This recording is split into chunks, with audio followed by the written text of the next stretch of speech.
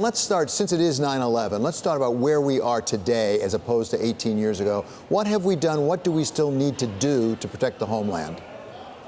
Well, that's a great question. We've made great strides. This is the mere fact that we haven't had another major successful attack.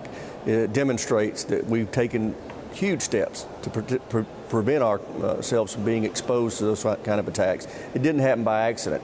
We have much better intelligence now. We do a much better job of policing individuals that can be a threat to us. But more important, and I think, or not more important, just as important, we have done a lot to prepare ourselves to respond in the event of attack.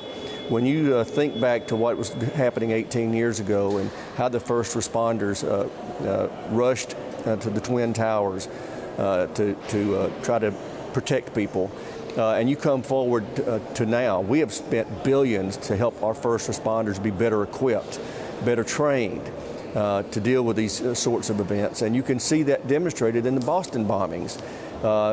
Every one of the 5 hospitals in the Boston area that dealt with those casualties coming in had been through training at our Center for Domestic Preparedness on how to deal with mass casualty.